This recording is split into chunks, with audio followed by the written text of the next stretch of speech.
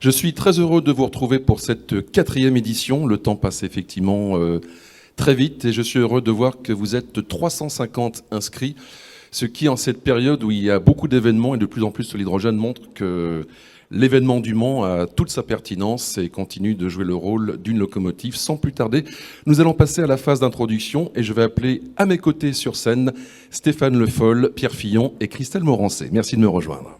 Prenez place comme vous voulez et on va commencer avec vous, Stéphane Le Foll. Vous êtes président de la métropole et maire du Mans. Que de chemin parcouru depuis 2019. On voit en tout cas que l'hydrogène aujourd'hui, dans l'actualité, est quasi omniprésent. D'abord, merci. Et puis, je voudrais saluer effectivement tous les participants, tous ceux qui sont inscrits, plus de 350, je crois, inscriptions. Donc, c'est très important. On a installé un événement autour de l'hydrogène depuis 2019.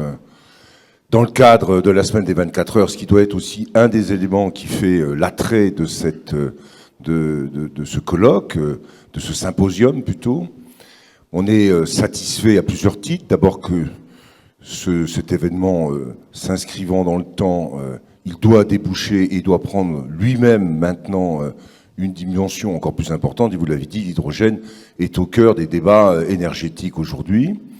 C'est aussi une satisfaction puisqu'on a autour de ce symposium maintenant, à l'initiative de Fabienne Lagarde, une dimension scientifique, puisque des scientifiques se réunissent, et ça c'est aussi un point très important, parce que dans les années qui vont venir, la transition énergétique, c'est à la fois, alors le mot est devenu à la mode maintenant, une planification, une programmation, mais ça va être surtout de l'innovation.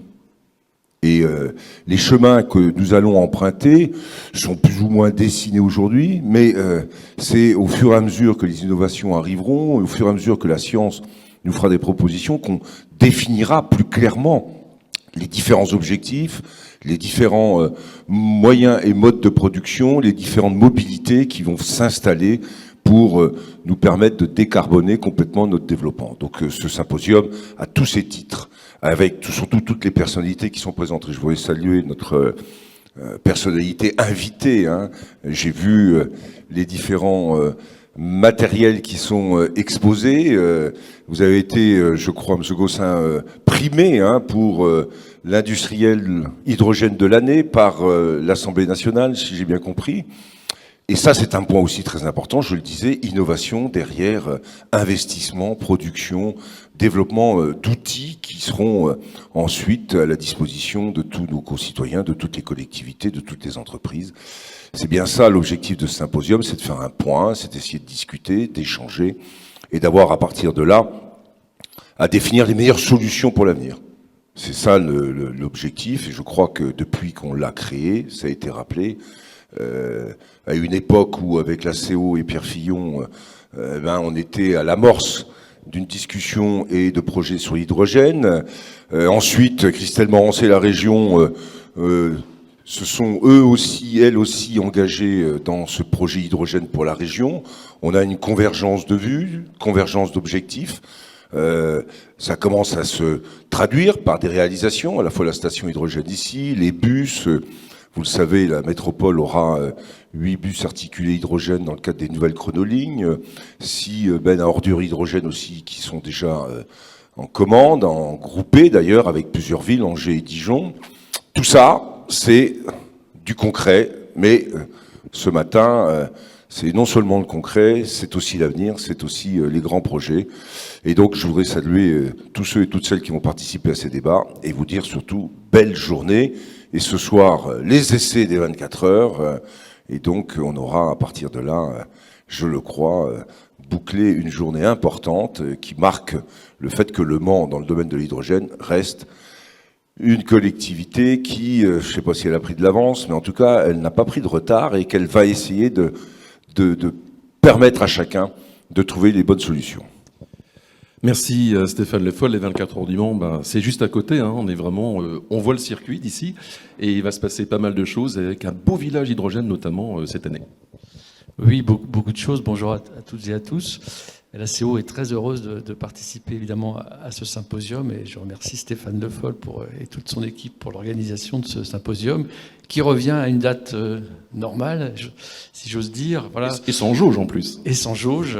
On a connu 2 ans compliqués. Alors c'est vrai que quand la CO, la ville du Mans travaillent ensemble sur l'hydrogène depuis longtemps, et ça avait du sens d'organiser ce symposium pendant la semaine des 24 heures. Le Covid nous en a un peu séparés pendant 2 ans, donc on est très heureux de retrouver cette date. Les 24 heures, ils ont commencé déjà depuis quelques jours, puisqu'on a eu le pesage vendredi et samedi dernier, une journée test dimanche, et aujourd'hui, c'est parti, ça roule. Il va y avoir les premiers essais à 14h cet après-midi.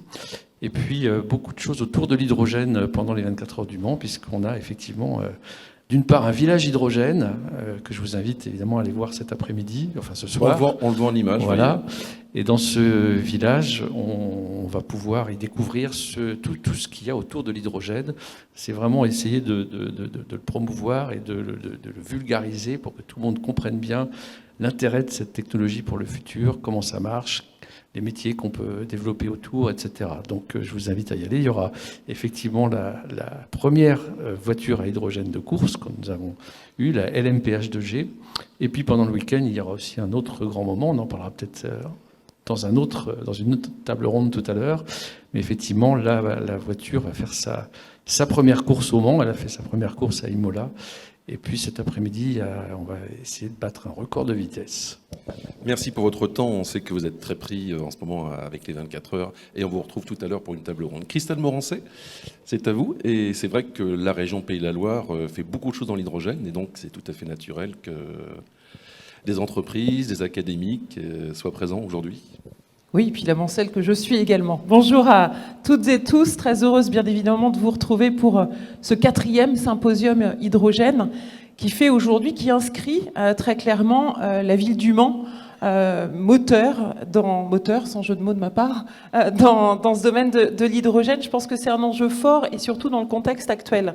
C'est vrai, Pierre le disait il y a un instant, ça fait 2 ans qu'on a subi, on va dire, cette crise sanitaire. Ravi de vous retrouver sans masque. Et puis le contexte, on va dire, géopolitique, et notamment avec cette guerre en Ukraine, je pense, donne beaucoup de sens à cette rencontre aujourd'hui, et faire notamment de ce territoire un territoire pionnier en termes d'hydrogène. Alors vous le savez, bien évidemment, la région est pleinement mobilisée dans ces enjeux d'hydrogène, avec cette feuille de route que nous avons adoptée avec 100 millions d'euros. Et j'ai le souvenir, il y a quelques années, de faire l'inauguration de la première station d'hydrogène ici sur le Mans, avec le maire du Mans et Pierre Fillon. Et à cette époque, je m'en rappelle, je faisais le plein de cette voiture, et il y avait un embout d'usinage où c'était marqué Made in Germany. Je vous le rappelle parce que je pense qu'aujourd'hui, c'est tout l'enjeu qui est devant nous. Et cet embout d'usinage, c'était marqué Made in Germany. J'avais dit, il faut que ça soit Made in Pays de la Loire. Et sur les enjeux d'hydrogène, ce qui est essentiel, c'est vraiment le public et le privé. C'est d'associer, bien évidemment, l'ensemble des collectivités, l'État, la région, département. Je salue la vice-présidente Véronique Rivron, le Mans, l'ensemble des collectivités, et puis tous les acteurs privés. Je pense notamment à nos entreprises qu'on doit absolument accompagner pour ces enjeux de transition. Et on réussira si on joue collectif, un peu à l'image de cette crise sanitaire qu'on a pu avoir. Alors la région a 3 défis concernant l'hydrogène. C'est d'abord la production d'hydrogène, et notamment d'hydrogène vert. Je rappelle toujours la première station d'hydrogène vert à Bouin, pilotée par le groupe Life. Et puis on a la chance aussi d'avoir une façade atlantique, avec un parc éolien, le premier parc éolien de France qui sera lancé d'ici quelques semaines. Et puis je pense qu'on a des enjeux, notamment entre l'éolien en mer et puis l'hydrogène. Et puis on n'oublie pas la terre, et je pense ici au projet Kéros. Et puis on a la station bien évidemment de Cordemais, avec cette centrale à charbon qui doit basculer. Alors je pense qu'on peut porter sur cette centrale à charbon des projets d'hydrogène en lien éventuellement avec le nucléaire. Ça, c'est des enjeux et des ambitions très fortes pour la région des Pays de la Loire, avec bien évidemment une distribution, parce que l'objectif, si on produit, il faut de la distribution sur l'ensemble des départements.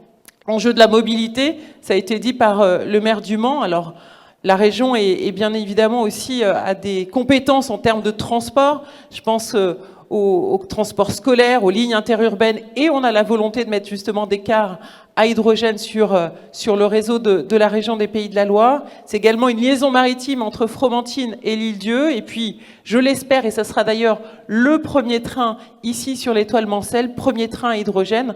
Donc l'enjeu, bien évidemment, c'est diversité la mobilité sur ces enjeux d'hydrogène. Et puis pour terminer, je pense que c'est trouver aussi un écosystème, tout un pôle de formation, de recherche et développement, d'innovation sur le territoire. Et comme le maire du Mans a une ambition forte en termes d'université, eh bien je suis prête à le travailler avec lui justement pour faire en sorte comment nous ayons des formations liées à l'hydrogène sur le territoire. Voilà une ambition bien évidemment qu'on doit porter tous collectivement. En tout cas, très heureuse d'être à vos côtés. Et puis j'ai envie de dire vive l'hydrogène, vive Le Mans, vive les 24 heures et vive la région des Pays de la Loire.